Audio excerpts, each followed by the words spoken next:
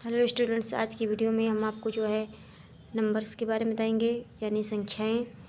Numbers क्या होते हैं, नंबर्स के कितने प्रकार होते हैं और इनमें कौन कौन से रूल लगते हैं। तो इन सब के बारे में हम जो है आपको एक स्टेप बाय स्टेप करके दिखाएंगे और इसको बताएंगे। तो जैसे कि हमारा जो नंबर्स है, संख्याएँ जिसे कहते हैं, तो संख्या किसे कहते हैं ये आपको जो है कई पेपरों में देखने को मिलता है।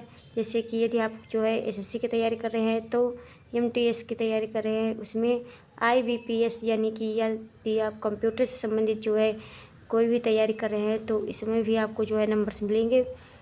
तो इसलिए हमारा वीडियो जो है लास्ट तक देखते रहिए। तो हमारा सबसे पहले दिया गया है संख्याएँ। तो संख्याओं को दर्शाने की कई प्रणालियाँ हैं। इन प्रणालियों में सबसे अधिक प्रचलित प्रणाली दार्शनिक प्रणाली है, जिसे हिंदू अरेबिक संख्याकन पद्धति भी कहते हैं। इस प्रणाली के अंतर्गत किसी संख्या को दर्शाने के लिए हम चिन्हों, संकेतों 0, 1, 2, 3, 4, 5, 6, 7, 8 और 9 का उपयोग करते हैं, जिन्हें अंक कहते हैं। इन्हीं 10 अंकों का उपयोग हम किसी संख्या को दर्शाने के लिए करते हैं। तो इसमें जैसे कि हमें बताया गया है कि हमारी जो संख्याएं होती है 0, 1, 2, 3 से लेकर 9 तक, इन्हीं संख्याओं से हमारी जो है कई संख्याएं बनती हैं। हमारी जो अनंत संख्याएं हैं, इन्हीं संख्याओं से मिलकर बना हुआ है। 9 संख्या अंकों से ही बना है। उसके बाद हम देखते हैं संख्याओं के प्रकार। तो संख्याओं के प्रकार में हमारी जैसे होती है प्राकृतिक संख्या, पूर्ण संख्याएँ, सम संख्याएँ, विषम संख्याएँ, अभाज्य संख्याएँ। तो इन सब को हो जाए हम आपको संक्षिप्त में करके दिखाएंगे, बताएंगे कि प्राकृतिक संख्याएँ किसे कहते हैं। तो वस्तुओं को गिनने के लिए जिन संख्याओं का प्रयोग किया जाता है, उन संख्याओं को गणन संख्याएँ या प्राकृतिक संख्याएँ कहते हैं। तो प्राकृतिक संख्याएँ जिसे कहते हैं वो है 1, 2, 3, 4, 5, 6, 7, 8। 1 से लेकर हम कोई भी गिनती अनंत तक ले सकते हैं, तो उसे जो है प्राकृतिक संख्या कहते हैं। उसके बाद हमारा आता है पूर्ण संख्या, जिसे हम होल नंबर कहते हैं। प्राकृतिक संख्याओं में शून्य को सम्मिलित करने पर जो संख्याएं प्राप्त होती हैं, उन्हें पूर्ण संख्याएं कहते हैं। पूर्ण संख्याएं जैसे कि 0, 1, 2, 3, 4, 5, 6, 7, 8, 9, 10, 11।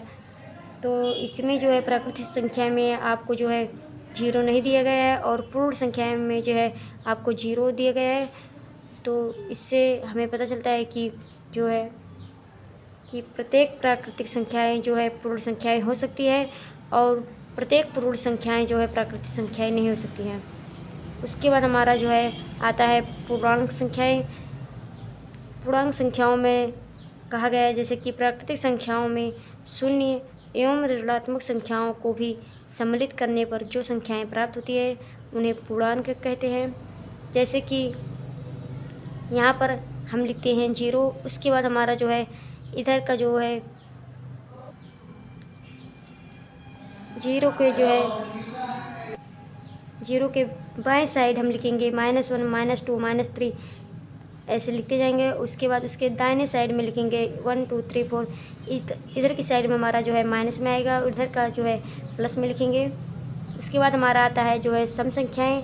तो सम संख्याएँ वे संख्याएँ जो 2 से पूर्णतः विभाजित हो जाती है, उन्हें सम संख्याएँ कहते हैं। इस प्रकार 2, 4, 8, 6, 26 और डॉट यानी कि आप कुछ भी ले सकते हैं। उसके बाद उसे सम संख्याएँ कहते हैं। जैसे कि हमारा इसमें बताया गया है कि जो 2 से पूर्णतः विभाजित हो, जैसे कि हमारा 4 है, तो इसको हम जब है 4 को जो है 2 से डिवाइड करेंगे तो आ जाएगा हमारा 2।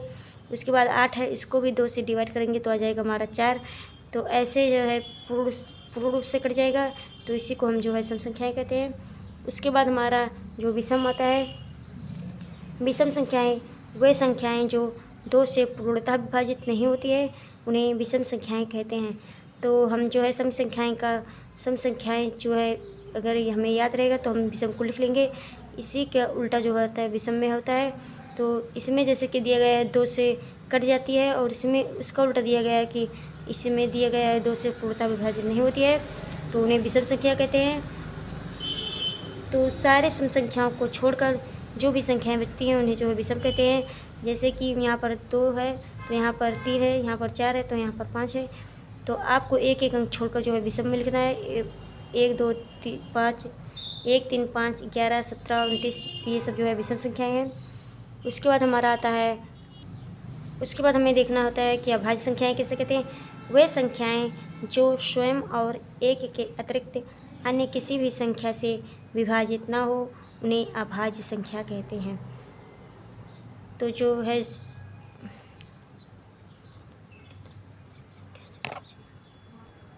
तो इसमें बताया गया है कि ऐसी हम संख्या लेंगे जो एक से कटेगा और जो है अपने से कटेगा, स्वयं से कटेगा, तो उसे हम अभाज्य संख्या कहते हैं। जैसे यहाँ पर दिया गया है 2, तो 2 जो है 1 से कटेगा और जो है 2 से कटेगा, तो ये जो 2 है स्वयं से कटेगा और 1 से कटेगा, तो इसीलिए इसे अभाज्य संख्या कहते हैं। 3 को देखिए, 3 जो है केवल 3 से कटेगा और 1 से कटेगा, तो इसमें बताया गया है कि स्वयं और 1 से, इसलिए 3 भी जो है अभाज्य संख्या है।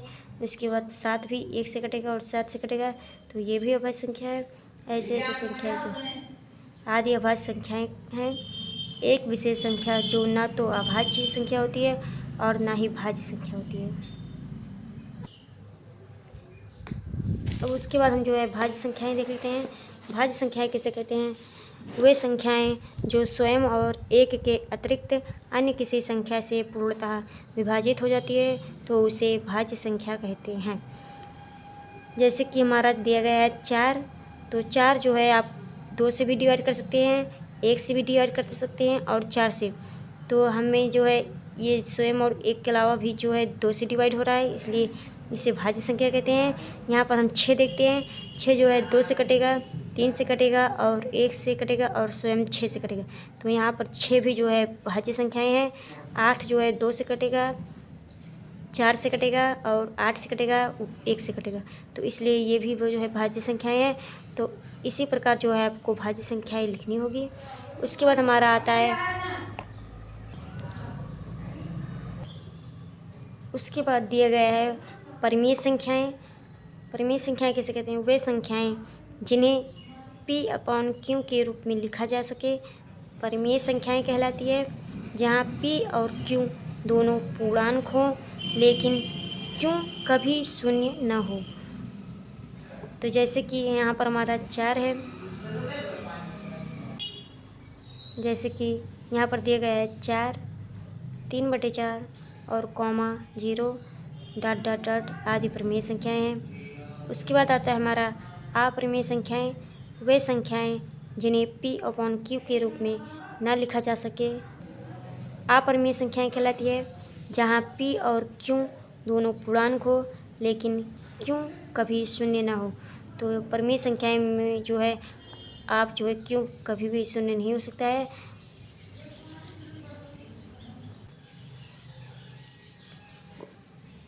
तो परिमेय संख्याएँ और अपरिमेय संख्याएँ में हमारा जो है एक अंतर है कि इसे हम जो है